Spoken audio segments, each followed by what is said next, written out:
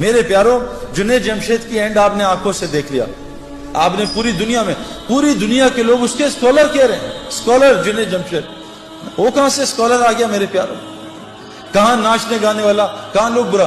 جس وقت اس کا جنازہ ہم رکھ رہے تھے تو اس وہ جو علاقہ تھا جہاں سارے بڑے بڑے مشائخ دفن ہوئے، سارے جن کے، یعنی کہا حضرت عبداللہ بن مسعود فرماتے ہیں زندہ کی اتباع کبھی نہ کرنا.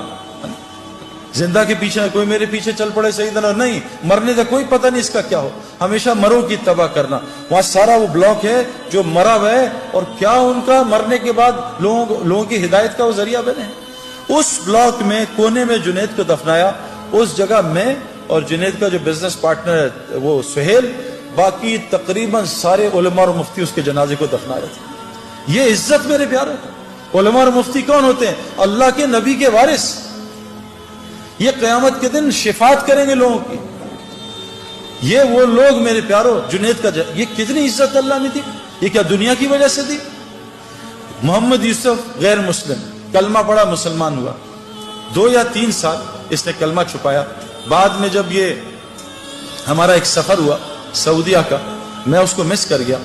تو اس سعودیہ کے سفر میں پاکستان ٹیم گئی میچ کھیلنے، تو وہ میچز کینسل ہو گئے. لیکن اللہ نے شاید یوسف کے لیے نظام چلایا تھا. یوسف کو پتا چلا سارے کعبہ دیکھنے جا رہے ہیں. وہاں ٹی وی پہ ہر وقت طواف چلتا رہتا ہے. یوسف نے راشد لطیف سے کہا یار مجھے بھی کعبہ دکھا دو، میری بیوی مسلمان ہے. انہوں نے کہا تمہارے پاسپورٹ پہ تو غیر مسلم لکھا ہے. کہا مجھے مسلمان کر دو تو میں کچھ کر دو. تو یوسف نے مولوی طارق جمیل صاحب کو فون کروایا. مولوی طارق جمیل صاحب کو اللہ جزائے خیر دے. یوسف کی ساری ترتیب بنائی کہ عربوں کو کہا دیکھو یہ میرا آدمی ہے، یہ بہت بڑا کرکٹر ہے، بہت بڑا، اس کا وہ بناؤ، اس کا پیپر، یہ مسلمان ہے، اس کا پیپر بناؤ اور اس کو عمرہ کراؤ. جب انضمام کہتا ہے میں نے یوسف کا ہاتھ پکڑا. ہم تو کیونکہ اتنا پولیوشن ہو چکی ہے نا، ہمیں تو نظر ہی نہیں آتا نور، ہم تو پولیوٹڈ ہے نا. جو آدمی گوبر کے میدان میں بیٹھا اس کو گوبر کی بدبو تھوڑی آتی ہے نا. جو آدمی پرفیوم کی دکان میں بیٹھا اس کو خوشبو تھوڑی آتی ہے پرفیوم کی. گاڑی میں بیٹھے، گیلی گاڑی ہے، بدبو آ رہی ہے، 5 منٹ بیٹھے گاڑی کی بدبو ختم ہو جاتی ہے. ہم اتنا ظلم دیکھ رہے ہیں، ہم اتنا آنکھوں سے حرام دیکھ رہے ہیں، ہمیں کچھ نظام نظر ہی نہیں آتا کہ اللہ کا نظام کیسے چل رہا ہے، رزق کیسے ملتا ہے، یہ بیماریاں کیوں آ رہی ہیں، یہ پریشانیاں کیوں آ رہی ہیں. ہم تو سمجھ رہے ہیں سیکیورٹی مسئلہ ہے، ہم تو سمجھ رہے ہیں حکومت والے خراب ہیں. غلط، بکواس، سب غلط. کیونکہ ہماری دل اتنا اندھا ہوا ہے کہ ہم اللہ کو ہٹا کے سب کو کہہ رہے ہیں حکومت نے یوں کر دیا، ڈاکٹر نے یوں کر دیا، پولیس نے یوں کر دیا، فوج نے یوں کر دیا. او بھائی ہم اتنا پولیس فوج کو بول چکے ہیں کہ ہم فرشتوں کے یقین سے نکل چکے ہیں کہ فرشتے بھی کچھ ہوتے ہیں. ہمیں کتوں کا یقین ہے، آیت الکرسی کا یقین ہے کہ آیت الکرسی سے حفاظت ہوتی ہے. تو محمد یوسف کا ہاتھ انضمام نے پکڑ لیا، اور محمد یوسف کی بیوی کا ہاتھ انضمام کی بیوی نے پکڑ لیا. کہا یوسف میں نے خود یہ ایکسپیرینس کیا ہے، مجھے سعید بھائی نے بھی بتایا تھا، اور یہ حدیث میں آتا ہے کہ جو آدمی کعبے کو پہلی دفعہ دیکھے، اور میں قسم کھا کے کہنے کو تیار ہوں، میں نے کعبے کو پہلی دفعہ دیکھ کے جو دعا مانگی تھی وہ اللہ تعالیٰ نے ایسی قبول کی میں آپ کو بتا بھی نہیں سکتا. یوسف نے ایسے منہ نیچے کیا تو انضمام نے کہا جب میں کعبہ آئے گا تو میں بتاؤں گا، تو نے میرے لیے ضرور دعا کرنی ہے. اور ہمارے مولوی فہیم صاحب رائیونڈ کے کہ امام حنیفہ رحمۃ اللہ ایک دعا کرتے تھے، اے اللہ میں جو دعا مانگوں وہ قبول ہو جائے. لیکن کہا وہ امام تھے، تم امام نہیں، تم کہنا اے اللہ میں اس سفر میں جو خیر کی دعائیں مانگے قبول کر لینا.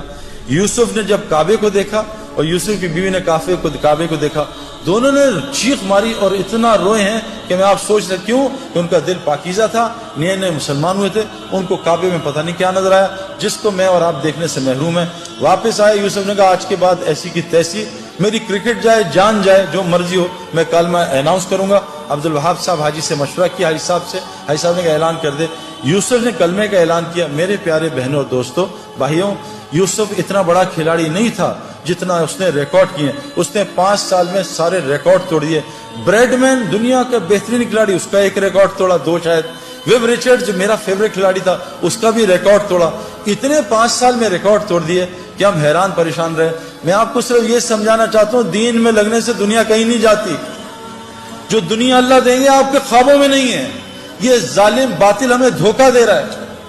میں اس دھوکے سے ایک ڈبکی مار کے آ رہا ہوں اور آپ کو بتا رہا ہوں مت اس دھوکے میں پڑو، نکل آؤ دھوکے سے. یہ دنیا چند سیکنڈوں کا مزہ ہے. یہ لڑکی پہ نظر پڑی، چند منٹ کا مزہ، اس کے بعد دماغ خراب، دل خراب، پریشانی، اریٹیشن، چند سیکنڈوں کا مزہ ہے. میں نے نیا موبائل لیا, یہ 5 چل رہا ہے نا, آج کل 7 آیا ہوا ہے. میں ان پنگوں میں ساری زندگی گزاری. یہ نیا موبائل کا انہوں نے ایڈ دے دیا 7 ہر جگہ ایڈ آ رہا ہے 7. دوست بتا رہے ہیں سعید بھائی آپ نے 7 لے لیا, ہر جگہ سے دعوت چل رہی ہے. اب نماز میں 7 آ رہا ہے, رکوع میں سجدے میں 7 آ رہا ہے. جس دن میرے ہاتھ میں 7 آیا اور میں نے 7 2 دن استعمال کیا, میں کہا نہیں یار اب 8 کا انتظار کرو. یہ دنیا یقین کریں جتنے مرضی پیٹو ہوں, ماشاءاللہ لاہور میں تو کھانا ٹھیک ٹھاک کھایا جاتا ہے, جتنے مرضی پیٹو ہوں, افطاری آئے اور افطاری سے پہلے دب یا پکوڑے ساری کھا جاؤں گا, سموسے بھی کھا جاؤں گا, جلیبی بھی کھا جاؤں گا, بس میں کھاؤں گا اور پانی پورا گھڑا پی لوں گا. جہاں 2 پکوڑے گئے, سموسے گئے, بھوک بھی ختم, مزہ بھی ختم.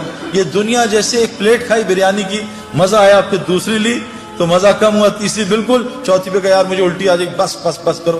اللہ کی قسم دنیا اس سے زیادہ کچھ بھی نہیں. آج ہم سب دنیا سے آخرت دنیا بنانا چاہ رہے ہیں, نہیں بنے گی اگر ہم آخرت کی محنت میں لگ گئے. اگلی مثال, یہ انضمام الحق پاکستان کرکٹ ٹیم سے نکال دیا گیا, مجھے کپتان بنایا. ان کا سب کو سلیکٹ کرنا, انضمام کو سلیکٹ نہ کرنا. میں نے انضمام الحق کو, ہمارے ایک دوست ہیں پہلے ٹی وی کے فلموں کے اداکار تھے نعیم بٹ صاحب, میں نے ان سے کہا کہ انضمام ابھی بہت غصے میں ہے اور یہ بیچارہ ایک امتحان میں ہے, اس کا اب یہ لوگوں کو رگڑا نہ دے دے آپ اس کو. حالانکہ انضمام کو غصہ نہیں آتا لیکن آتا تو بہت آتا ہے.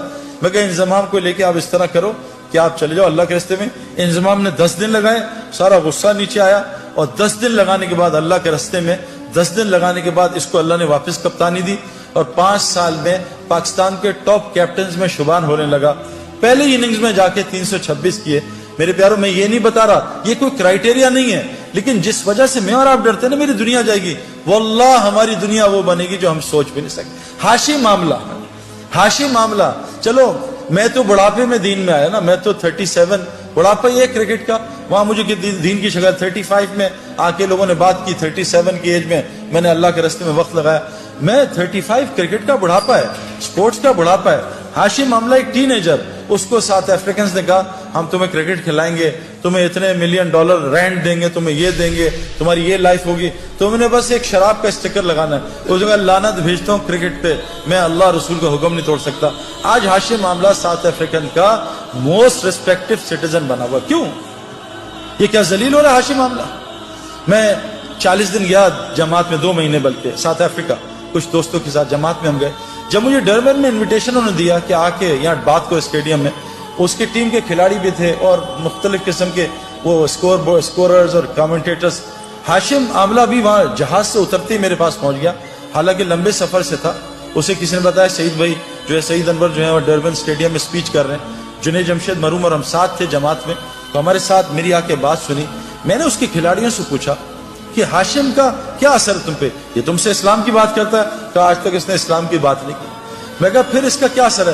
کہ جب ہم میچ ہارتے ہیں یا ڈپریس ہوتے ہیں یا ہم جلدی آؤٹ ہو جاتے ہیں, فیلر ہوتا ہے, ہاشم معاملہ جب نماز پڑھنے لگتا ہے نا اور جب قرآن پڑھنے لگتا ہے, ہم اس کے چہرے کی طرف دیکھتے ہیں, اس کے چہرے کو دیکھ کے ہمیں سکون ملتا ہے, ہم سوچتے ہیں اس کے اندر کتنا سکون ہے.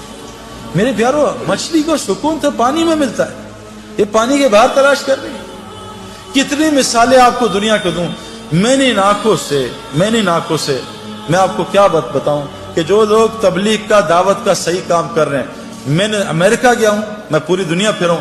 اللہ تعالیٰ دنیا میں ان کو, کیوں کہ اللہ نے قرآن میں فرمایا ہے جس کا مفہوم ہے کہ جو بھی نیک عمل کرے گا, چاہے عورتیں ہوں یا مرد ہوں, اللہ قرآن میں کہہ رہے ہیں جو بھی نیک عمل کرے گا, عورت ہو مرد ہو, شرط مومن ہو. اللہ کہہ رہے ہیں لام اور نون قرآن میں جہاں آتا ہے اس کا مطلب ہے اوبلیگیٹری ہو جاتا ہے, اس میں کوئی ڈاؤٹ نہیں ہے. اللہ کہہ رہے ہیں لام اور نون ملا کے کہہ رہے ہیں کہ میں ضرور بالضرور 200% میں اس کو حیات طیبہ کہتے ہیں, جنت فردوس کی زندگی کے ایپیٹائزر کو, میں اس کو دنیا میں بسر کرواؤں گا, جنت کی زندگی یہاں بسر کرواؤں گا. آج مسلمانوں پہ زندگی جو ہے وہ جنت کے نہیں ہے میرے پیاروں. کیوں کہ آج مسلمانوں میں کیا ہے, دیکھو جنت کی زندگی کے علامات ہیں, جہنم کی زندگی کے علامات ہیں. جب سردیوں کے ریکارڈ ٹوٹنے شروع ہو جائیں, علامت ہے کہ ٹھنڈی جہنم سانس لے رہی ہے کہ ان کو میرے پاس بھیجو. جب گرمیوں کے یہ جو الگ الگ چیزیں آ رہی ہیں نا, وہ اپنی جگہ, میں آپ کو قرآن اور حدیث کی باتیں سنا رہا ہوں. جب گرمیوں کے ریکارڈ ٹوٹنے لگیں سمجھ لو جہنم جو گرم ہے وہ سانس لے رہی ہے، جہنمیوں کو اپنی طرف بلا رہی ہے۔ آج پوری دنیا میرے پیارو یہ اس کا شکار ہے۔ جنت کی زندگی کیا ہے؟ الا قیلا سلاما سلاما، الا قیلا سلاما سلاما۔ ہمارے اندر سے سلام ہی ختم ہو گیا۔ جہاں سلام سلام سلام ہو یہ جنت کا ماحول ہے، جہاں گالم گلوچ غیبت جھوٹ بد نظری یہ جہنم کا ماحول ہے۔ جہاں تو میں لڑائیاں، جہنم میں یہی ہوگا، تو نے مروا دیا، تیری وجہ سے ہوا، تیری وجہ سے میں فیل ہو گیا، تیری وجہ سے کاروبار میں نقصان ہو گیا۔ یہ جہنم کی علامات ہیں۔ جیلوں کا بڑھ جانا، ہسپتالوں کا بڑھ جانا، کورٹ کچہریوں کا بڑھ جانا، مسلمانوں کا آپس میں لڑنا، میرے پیارو یہ علامت جنت کی نہیں ہے۔ یہ جو تبلیغ کی محنت ہو رہی ہے نا، یہ اس لیے محنت ہو رہی ہے کہ ہم ایسی وہ محنت کر لیں جو حضرت محمد صلی اللہ علیہ وسلم نے صحابہ پہ کی۔ اللہ نے 35 سال کی صحابہ پہ محنت پہ ان کو وہ دنیا دی کہ 70% دنیا ان کے قدموں میں آ گئی تھی۔ مدینے میں ایک آدمی زکوٰۃ لینے والا نہیں تھا۔ عمر بن عبدالعزیز جو تابعی تھے ان کے زمانے میں پورے افریقہ میں ایک زکوٰۃ لینے والا آدمی نہیں تھا۔ میرے پیارو اگر ہم